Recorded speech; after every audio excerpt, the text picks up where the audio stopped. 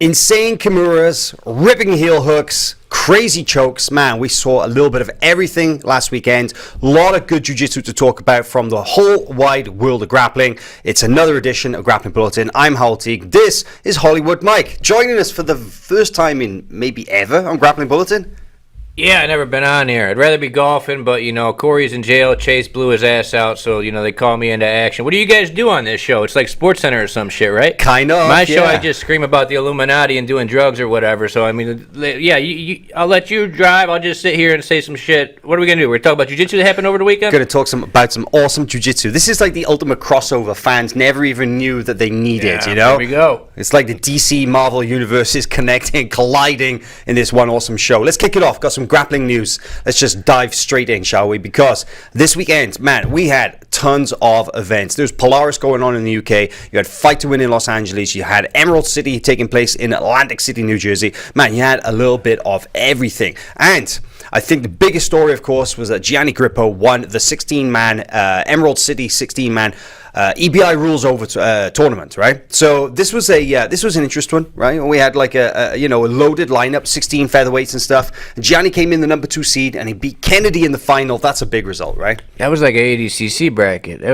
was pretty damn stacked. Gianni beating Kennedy's pretty impressive in the final. I mean, I had Louise beating Gianni second round. I thought he was going to EBIO team, but I mean, who was in there? Gabriel Souza was in there. Richard Alarcon, Damien Anderson, a whole bunch of good people. Keith Krikorian was somebody I thought could have taken this thing based on the rules, but Gianni pulled out the win. How did he win it? So I was in and out. How many of his matches went to OT? 2. Basically, actually, wait, hang on. No, Kennedy was OT. I tuned in. I saw that. He submitted his first opponent, Ellis Karadag, with a nasty heel hook. We're going to talk a little bit about. We're going to talk more about that in just a second because it deserves a little more kind of examination, shall we say? And then his second round, he had to beat a really tough, basically like a MMA fighter, I want to say, and that was Raul Rosas Jr. Apparently, he's a 17-year-old Mexican American MMA prospect. Yeah, he beat Luis Quinones in the first round. Super tough. Beat him in OT with a submission. Then had to beat Damien Anderson by escape time in OT. Where again, we're going to talk about Damien, man, because he had a hell of a performance, right? That's my dog.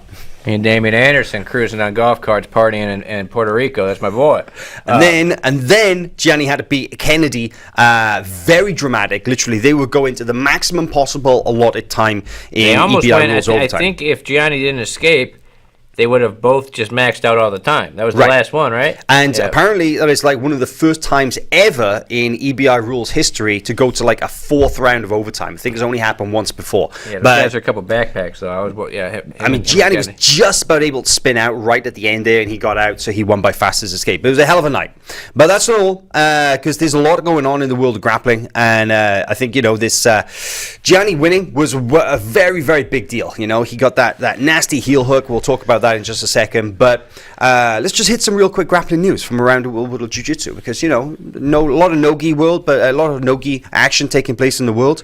Let's talk about the gi for a minute, because the IBJJF, they've got a couple of Grand Prix tournaments coming up in November. They got a middleweight and they got a heavyweight Grand Prix, 2 4-man brackets, and they're in the process right now of releasing those names that are competing. They've already confirmed 2 names for the middleweight division. You got Tynan Dalpra and Isaac Bayens. Now, they've just confirmed that Victor Hugo is going to be joining in the heavyweight division. Now, he's the second confirmed name.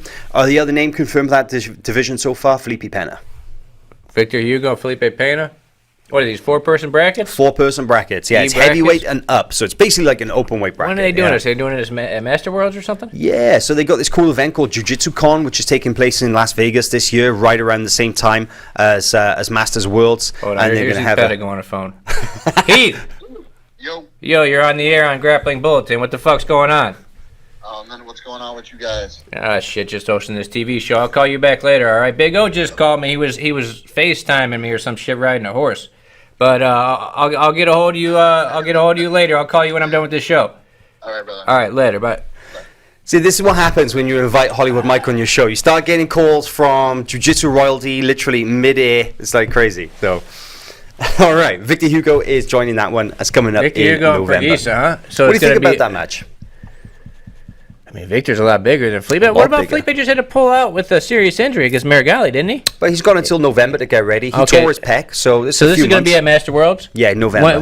What's the date for Master Worlds? Oh, man, this is a... I'd imagine, is it Kissimmee, Florida, or is it Las Vegas? This is in Las Vegas. Ooh, and maybe I'll take a trip to Master Worlds. This is running from the 10th Las Vegas to the 13th. A little bit more fun than Kissimmee, Florida. I might go work this one.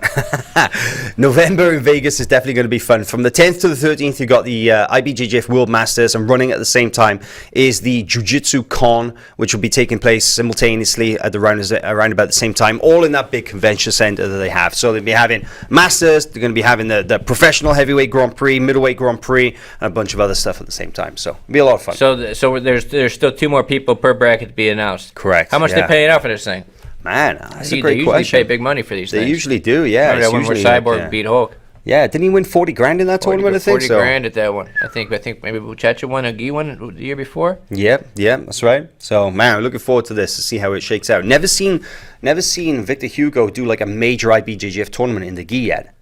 He won no Gi Worlds, he won no Gi Pans. But yeah, last year was his major year in black belt, and he didn't get to compete in any major IBJJF tournaments. Didn't do Pans, and obviously there were no World Championships. So, first time going up against those really, really high-level guys. Cool. All right. WNO Championships. Another little bit of news. Last week, we wrapped up the 185-pound division announcements, and man, reaction was awesome, huh? Yeah, reaction's been great to all 3 of them. 155, women's 115, men's 185. They're all insane. You could just pick people's names out of a hat and make first round. I can't wait until we start making these brackets. It's going to be fun.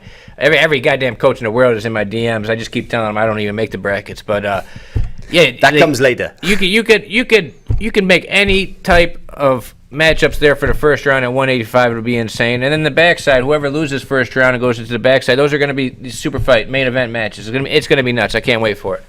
Throw the 8-man up right now, please, Phil. We got the graphic of all 8 competitors for this. Let's pull it up so we can see and show the fans who it is that they're actually looking forward to see. Come on, Phil, where is it? We got graphics. Drum roll. I can tell you. Oh shit! Here we go. Nice little graphic, but 2 of them are cut off. Oh no, we only got 6. It's an 8-man division. Got Andrew Wiltsey up there.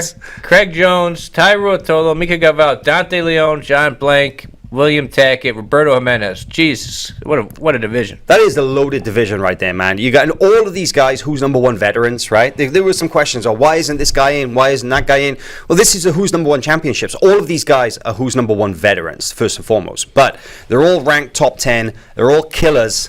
And it's going to be, it's going to be fireworks. Everybody's saying, of course, Craig Jones is the favorite, but it's not guaranteed, right? It's not guaranteed he's going to win this. I mean, he had a tough match with Ty. There's some other good people in there. Miki Gaval's a big question mark. I mean, Wiltsey, Roberto, some of these people.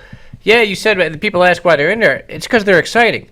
I don't give a damn about wins and losses when I'm picking matches, when I'm picking people for these brackets. I don't care if you've won 100 matches in a row. If you're not exciting, we don't want to use you. This is entertainment. So it's like, look at these guys. Every single one of these guys, they don't know how to stall. All they know is how to get after it. So that's what matters. Wins and losses, I don't give a shit. I don't care if you lost, you won. If you're exciting, we'll get you on who's number 1. These guys fit that description. There we go. See, you Grappling Bulletin guys, you haven't had this same level of education. You know, you watch the Who's Number One podcast, you learn this week in, week out. But I think it's time that we start spreading that message to the wider grappling world, right? Tyro Tolo could lose 1,000 matches in a row. I'd use him over a lot of world champs. I mean, that's what this sport needs. This isn't MMA where people are punching each other in the face. Anybody could sell that. We can't be having guys out there just trying to survive and eke out a victory. This sport's not going to grow. I mean, I'll calm down. I start yelling about this a lot in the office, but that's the general idea. All right, let's goddamn move on. People who just go in there and just try and survive. We just got to eliminate them from being on who's number 1. Just not even in consideration for a match. That's the only way the sport's going to grow. We need people to get after it. We need finishers. What we need in this sport is we need finishers. Not even just finishers. Look at Tyro Tolo versus William Tackett. Tyro Tolo didn't finish him, but he brought it the entire match, made it exciting. There's guys who go out there, and their goal is to just do as little as possible and just survive the match, and it goes to a ref's decision. And then, hey, you get to tear your gi open and get a cool picture. If you lose the ref's decision, you get to pretend you got screwed. Not on and they don't even do any goddamn moves in the matches. So it's like, we just got to eliminate those people from. If you want to go do that at a tournament, fine.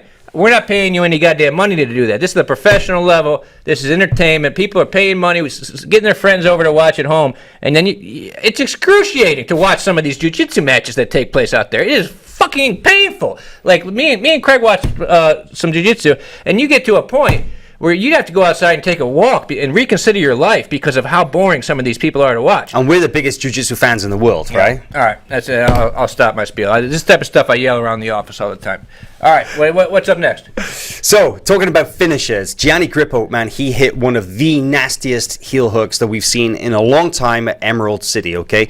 And I think the best thing to do is just play the video. We'll talk about it because, man, this is an absolutely brutal submission. So, Gianni, okay, I keep hearing about this. What's the deal? You didn't see this? It yet? I've heard you talk about it all day. What happened with this heel hook? Okay, so, right, let's play this clip, Phil, because we got this. We can just talk about it. Gianni with the Kasai rash guard.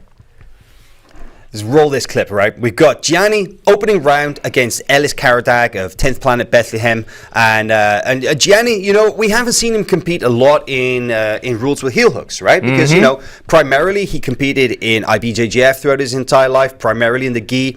And yet he has competed in ADCC, he has competed in Kasai, but the majority of the time he competes in points tournaments that don't allow it. So this is one of the first times in a long time we've seen him compete in a sub-only tournament. This is the EBI rules, of course, but heel hooks are allowed.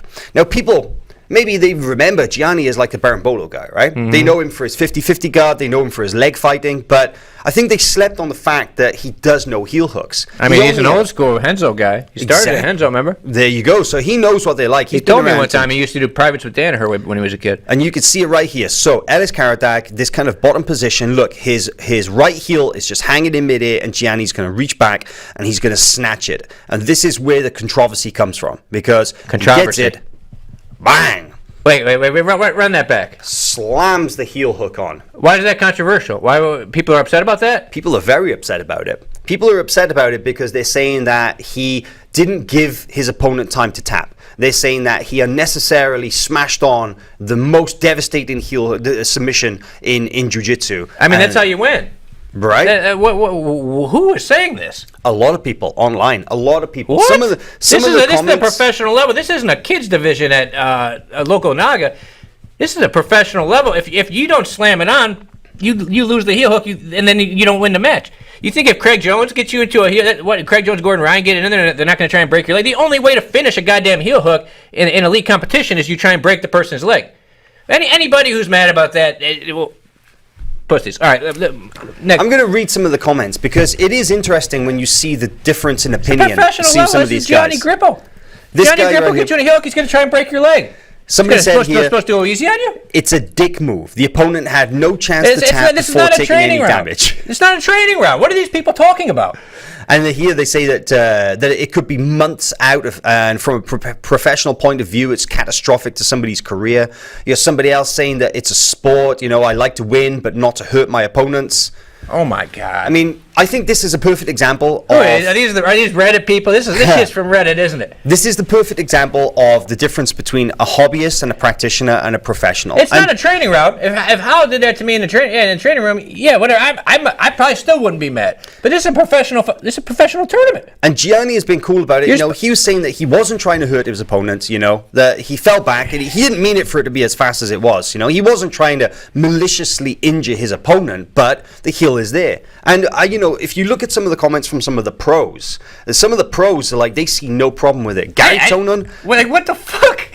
What is wrong with people? Exactly. I had no idea there's any controversy. This is my first time hearing it. Because he threw a heel hook on in a professional. Whatever. These people are stupid. So his opponent limped off, right? And the problem is that people think that, you know, this happens in every single pro event. It happens every single pro event. I mean, Gary has said here perfectly, this sport is dangerous. Legs, arms, and hearts will be broken. God, cry you know? babies. These people will cry about anything. Jesus Adam Christ. Wodzinski says, people forgot that we call this whole thing a fight. The risk of injury is always there. The jiu-jitsu community has the biggest crybabies on earth lurking online sometimes. They just pop up and just...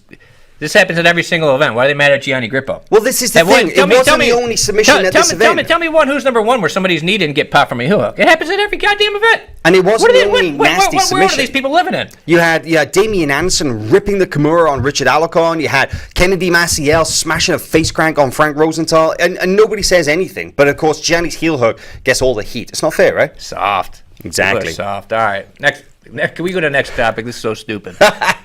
We can, but I want to give a shout out to Gianni because that is definitely a sign. You know, he fought his way through a stacked tournament. That was his opening round, and the heel big hook, W for Gianni. Yeah, the heel hook took all the attention. But let's not forget the fact that he fought his way through a stacked.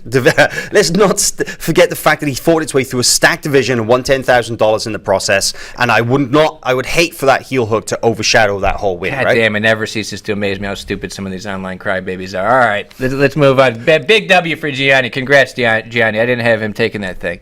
Let's talk about one of the other standout performances from Emerald City because Damien Anderson, man, he tapped 2 top 10 ranked black belts in a row. Big time in regulation. Regulation.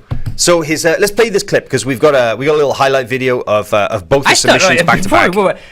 I could have watched that Gianni clip 1,000 times and would have never thought there was anything wrong with it. How the hell is this controversy? All right, let's go on to Damien Anderson.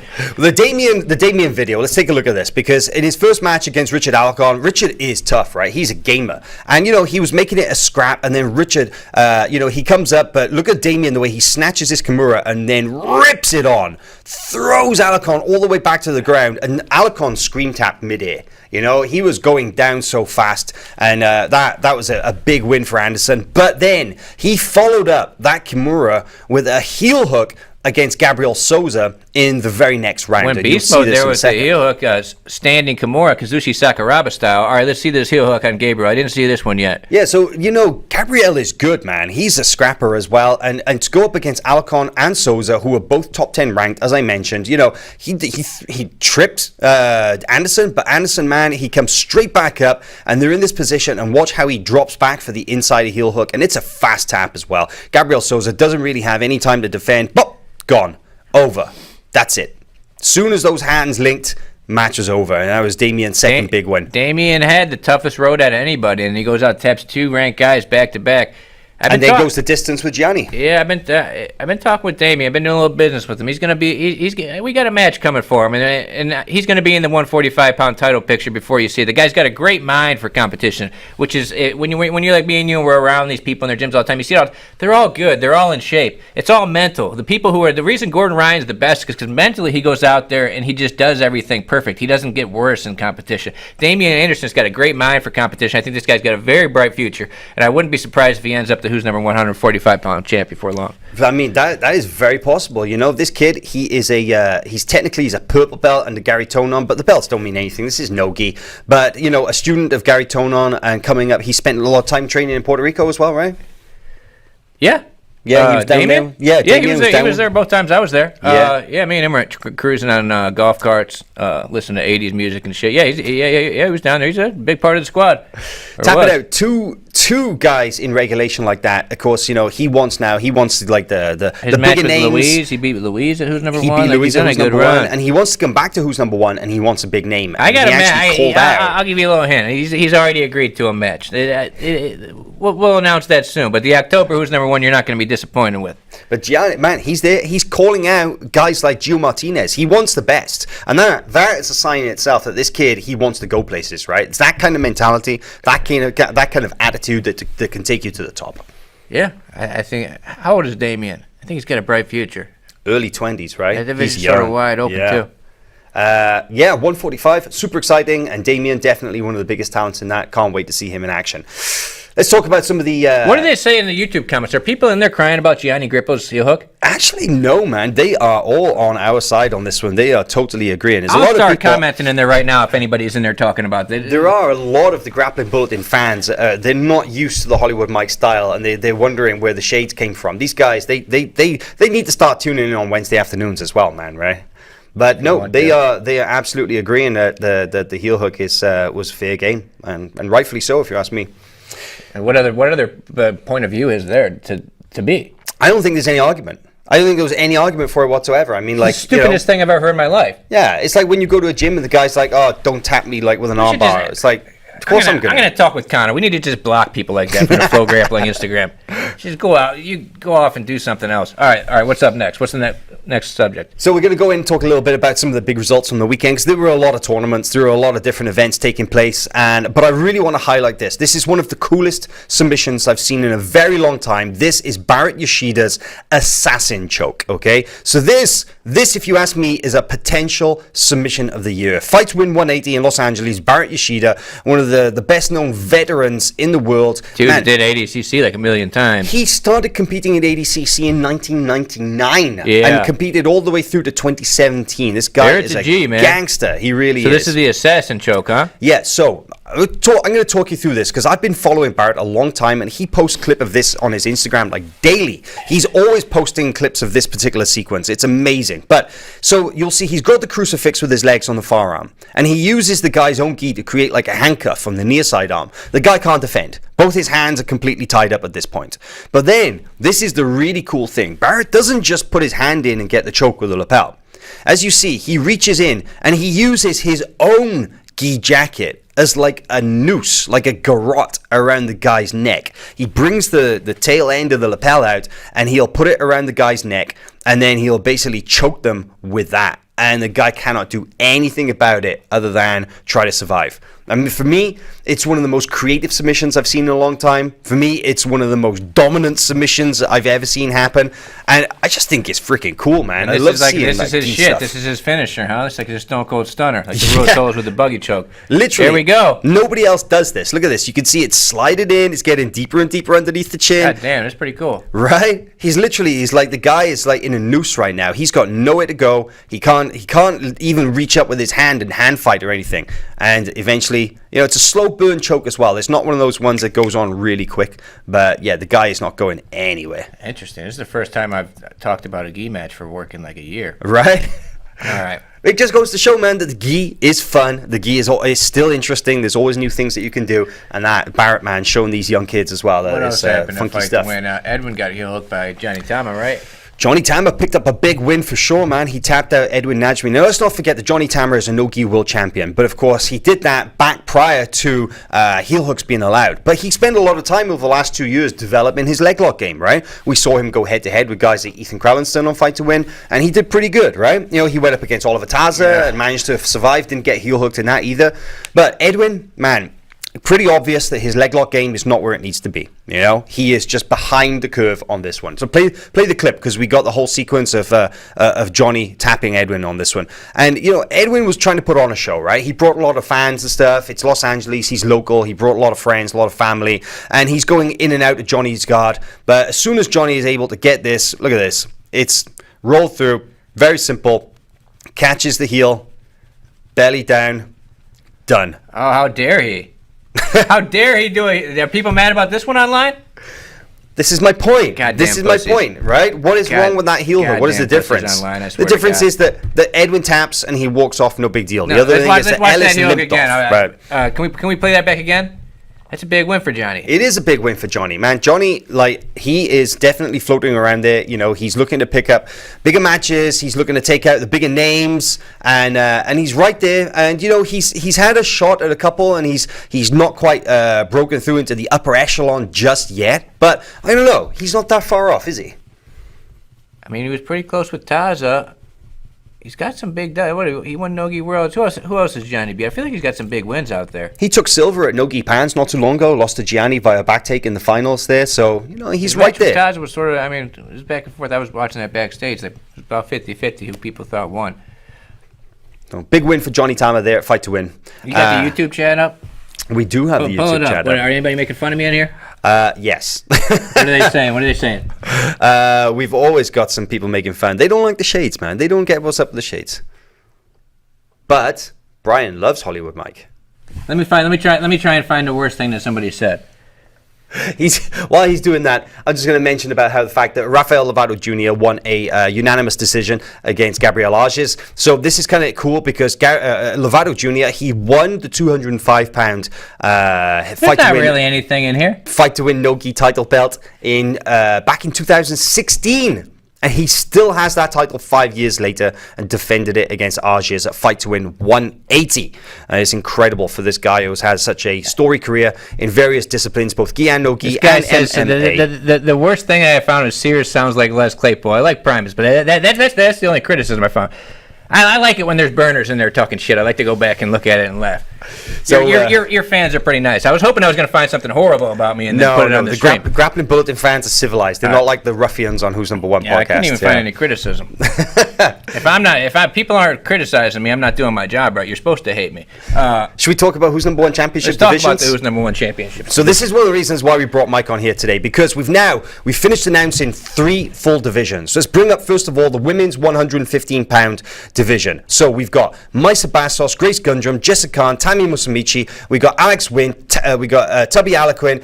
We got Danielle Kelly, Jessie Crane. Man, this is a loaded division, and people are so excited for this. This is a long time in the making here. I do these things here at FloGrappling. I send around manifestos. I'm probably on about a dozen different versions of it. I'll make them in the middle of the night. You wake up 6 a.m. I've written a manifesto about at the beginning of Who's Number One. I had like 4 or 5 different objectives. One of the objectives is grow women's jiu-jitsu, make more stars in women's jiu-jitsu. And what was the plan?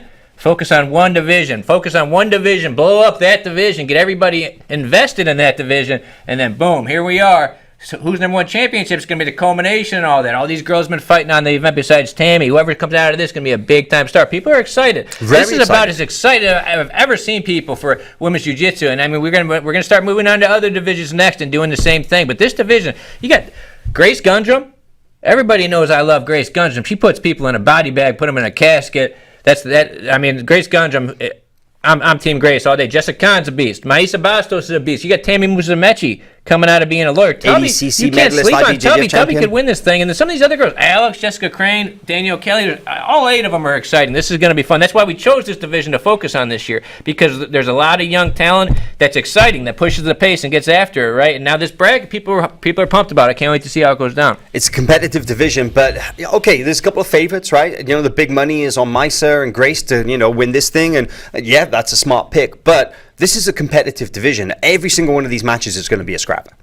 Oh, absolutely. Every one of these divisions, you could just pick the names out of a hat, and they'll be wild. What do you think? I talk about this with the guys on the Who's Number One podcast. What's the match you want to see the most out of here? The match I want to see the most? Man, you know what? Tammy versus anybody, because we haven't seen Tammy in so long, and I really want to see how her jiu-jitsu stacks up against some of, like, the next generation. I'd love to see her against... Can you imagine if we ended up with, like, a semi or a final that was Tammy versus Grace? Like, the place would be going wild, That would be wild. But even then, I'd love to see, like, some of the matches between, like, the less heralded, like I'd love to see Alex back in action. She really impressed me in her match with Grace, when she competed for us, and she's a killer. I'd like to see her go up against the scrapper like Jessie Crane and stuff. So, whether they're an established favorite or whether they're like a dark horse, man, every match is going to be awesome. I mean, Alex could do some damage. She was a girl. She came in for Jessica Khan, but Jessica Khan was supposed to fight Grace, got hurt. And I put her in, I think I said on the Who's Number One podcast, I'm like, I don't know much about this girl. And a whole bunch of people hit me up. They're like, yeah, you don't know about this girl, but she's fucking good. Yeah. And she was winning either the first, maybe the second judge's favorite until Grace. I mean, that was the best Who's Number One match, female Who's Number One match history, Alex and Grace. Grace came back and finished her near the end. It was a great match. But Alex could do some damage here. Yeah, man. Alex could knock a name or two off. And then you get the backside, too. There's going to be some interesting matchups. I mean, who's got to be the favorite? Maisa's got to be the favorite, right? Yeah, absolutely. Yeah, I mean, but because Tammy has been inactive. Right. Whereas Tammy, if you look at it, she's got more experience. I mean, Tammy's beat, I think, like Bia Mesquita and Mackenzie Dern is a fucking big crazy she's name. Yeah. This is incredible. People forgot who Tammy is because she's been off the scene. But, man, she is legit. All right, other division. Let's talk about the 155 division. This is the men's 155. Man, Tammy, Mikey Busamichi, Gio Martinez, Kade Rotolo, Josh Cisneros, Kennedy Maciel, man, Diego Pato, Ethan Cranston, and Kolopate. All right, so this division, again, is wild. How the hell did you put this together? I mean, well, let me look and remember how I put it together. Obviously, Gio, Cole, Ethan, Kennedy, Mikey, Cade, basically everybody there except for Cisneros. Oh, Cisneros was actually on the gi, who's number one. People forgot about. Yeah. Okay, I'll tell you how we put this together. Gio, obvious choice, number one at 145. Mikey, obvious choice, number one at 135. Kennedy, number one at 155. I mean, that's all going to shake up. These guys have all been having matches. Ethan Creliston, love Ethan Creliston, always exciting fighter. Cade Rotolo, most exciting, not even just athlete in jiu-jitsu, just the most exciting athlete of all time, every time in any sport ever imagined. Anytime this guy goes out, if you want to show people jiu-jitsu and get them to like it, show them a Cade Rotolo match. He probably has the 2 best matches of the year with Roberto Jimenez and Ethan Creliston. Don't you agree? Absolutely. And then you got Cisneros is exciting. I've always wanted to get Cisneros in the run. And then tell the people how Pato got in. Man, how'd Pato get that spot? Pato, he got in by submitting Cisneros, one of the most Not even brutal just knee submitting bars Cisneros. I've ever seen. He literally broke his leg. Yeah. Not even just Cisneros, though. He submitted the entire tournament. He did. I think he 4 had 4 matches people. in a row. 4 and in we a were row. sitting right there at Matt's side in Dallas, and we're like, well, I guess he's in. 4 literally, submissions. You yeah. know, you go out there, you win a ref's decision. See you later. Good luck with everything in your life. But hey, you 4 submissions? Yeah, come here and fight for the big money. That's a message. That's a message for anybody out there who wants to get on these events. That's how you do it. You don't have to talk trash. It helps, but you don't have to. You let the jiu-jitsu do the talking. Cool. God damn, Cade. I mean, well, okay, right there. This is a tough one. My favorite thing about it is that Cole Abate is in there because Cole Abate, Craig Jones always tells me ADCC is where you get the matches you don't deserve, right? Because nobody would ever take a super fight with Cole Abate right now. Right. I could offer big names 10 times what they normally get paid. They would not fight Cole Abate because it's a lose-lose because he's a 16-year-old blue belt. If you beat him, you're supposed to. If he beats you, it's embarrassing, right? But now you're in the bracket. You got no choice but to fight Cole Abate. And I think Cole Abate can hang with anybody. I think it's going to be a situation like Ty at ADCC when he was 16. These dudes, these prodigies, just like Mikey, just like Ty, Mikhail Galvao, these dudes have been black belts since they were like 8 years old. Essentially, like that. Don't think because he's 16 that Cole Abate can't go out there and maybe win the thing. But I'd be surprised if he wins 3 matches to win it. But he might knock off a big name or two either on the front side or the back side. But you have to say that going into it, he is going to be the number 8 seed. So that could Gotta put him be up the against dog. big names early on, right? Yep. I love it. What's your favorite matchup here? Cade Favorite Rotolo versus who? Pretty much anybody, yes, of course. But I think that I really want to see Gio versus Cole or Kennedy versus Cole. I don't know why. I just those matches for me, it's the kind of match like you said, you'd never see it anywhere else. You would never see it anywhere else. And it's not impossible to imagine that, we've seen Cade and Ethan, right? It's not impossible to imagine that Mikey and that Kennedy and Ethan, that Kennedy and Josh, those guys they've gone before, But Cole against those guys, man, we'd have to wait 5 years in any other event to see that match. So let's do it now.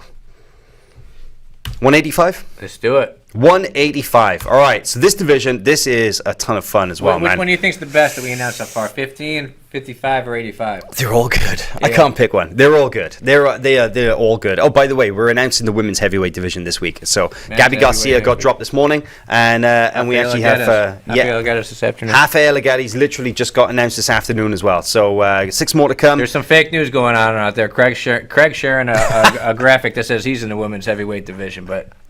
Yeah, that's great for you.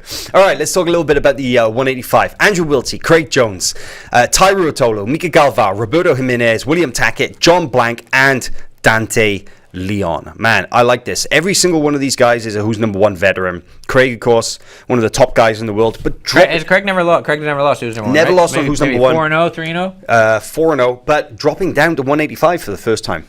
Yeah, I mean, he said he can make it. What part of the deal is here, right? You got to defend the belt. You're going to get the belt. You're not just going to get cash. You're going to get the belt and be the champ. So I didn't let anybody do these weights unless, like, 115 women's. Tons of girls hit me up. I can make 115. Yeah, but you only make it one time. Right. You're not going to make it again to defend the belt. You got to be able to. So Craig, I think Craig walks around like 195 or something. He's like, yeah, I can cut to 185. I can defend that belt. So you got Craig going in there. I mean, there's some other big dudes, and that. A lot of these guys aren't small. But the surprising thing to me is how many people still think Ty Ruotolo is like 150 pounds on. Yeah, he weighed in for 100 at 183 for his match for William Tackett. People are like, oh my God, Ty's bumping up so much in weight. Yeah, he's smaller than Craig, but Ty's big enough for that. I mean, he's going 88 kilograms at ADCC. I mean, Ty's a big dude now.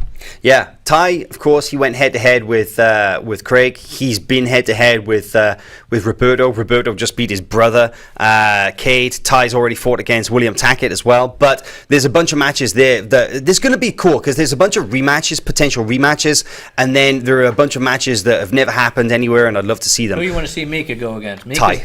Mika and Ty? Mika and Ty, that's the match. These kids, they used to fight all the way back at like Kids Pans and the juveniles. You see the post I made about the kid stuff the other day? Yeah, right? People still think you're madness, right? If you're talking about kids matches, shut the fuck up. Like, seriously, nobody cares about kids matches. Does anybody talk about LeBron James when he was in middle school? No. Right, yeah. If these guys but when he was 14, he did this, yeah. If these guys get meet now, it's their first time. Who cares about, a juvenile match in the gi? Ty versus Mika would be wild. I don't know if either one of those guys could possibly get tired. Ty versus Craig, too, would be interesting. Wiltsy in the mix with a whole bunch of these. Has Wiltsy ever gone against any? Wiltsy lost to Tackett at Subspectrum. That's right. In Iowa. I'm sure he would love to get that one back. He's gone against Roberto a whole bunch of times, like as a blue belt. I don't think Wiltsy's really gone against any of these guys. Roberto's fought a bunch of them. Roberto's probably fought everybody there. Almost, but Roberto lost to John Blank at the ADCC West Coast Trials in 2019 by submission as well. He beat Dante, who's number 1. He did, yeah. He beat Tackett at Jits King. He never fought Mika. Right. He lost to Craig. He beat Ty at Third Coast. Lost to Craig at who's number 1. Was supposed to go again. Yeah, Roberto's got a long history with all these guys. And, hey, depending on which Roberto shows up, he can beat anybody on any day. Absolutely, yeah. Man, this division is wide open as well. Craig, the heavy favorite, of course, but look for these guys to throw some upsets out there as well. Love it. All right, so let's just wrap this up real quick. I think the last thing to talk about is just the fact that IBJJF Pans are coming up September 1st through 5th in Kissimmee, Florida. This is going to be the biggest gi tournament of the year so far. Of course, the IBJJF have announced the fact that they've got the World Championships taking place in December. That's going to be on December 9th in California. But right now, the IBJJF Pans, I think everybody is super excited for that one in the gi world. And we've seen a lot of Brazilians have started arriving in the country as well, getting ready to compete next month, right? A lot of people on their way over. I've been talking with a lot of them, setting up. Just wait till you see this October who's number 1. And I think Pans is going to be good. We got Worlds coming in December. A lot of good jiu-jitsu coming this year. But a lot of them have been coming into the country via Central America and via Mexico. They've been doing their quarantines, their 2-week layovers in these different places, and then they're coming into the United States. And some of them will just be coming in for pants and then going back. And then I want to go quarantine in Mexico for 2 weeks. And then others will be staying all the way through till the bigger tournaments like No-Gi Worlds in October, and then of course the Jiu-Jitsu Con in November, and then the big one, Worlds, in December as well. So this last half of the year, through September through to December, is absolutely stacked with major IBJJF events, and the big one is going to be Pans, September 1st in Florida. We're live streaming it. We're going to be live streaming the whole thing, every mat, every match, every day, all 5 days of this tournament. It's going to be a big one, and there are some major divisions worth watching as well. I think actually Corey did a little breakdown. He said right now there are about 250 black belts registered, 20 returning champions in total. It's almost every division is a must-watch scenario, and a few of them stand out as others. Light featherweight is going to be wild. You've got the returning champion Jos Cisneros, but you've got 24 guys battling for gold there. Jameel Hill is signed up at featherweight. This is the first time we've seen Jameel returning to the big leagues, IBJJF, in a very long time. Lightweight is loaded. Man, every division is loaded. I could go through every single one, but the best thing to do is to kind of go to the site, go to FloGrappling, hit the IBJJF Pans event hub, go and check out some of the in-depth previews and breakdowns we've been writing on all that event. We've got a lot more stuff coming out between now and then, and it's going to be a really good one. So we'll be there. Don't miss it. That's it from me and Hollywood Mike. Special guest star appearance on today's Grappling Bulletin, and we'll see you next week for another show. Tune in Wednesday. Who's Number 1 podcast if you want to talk some shit.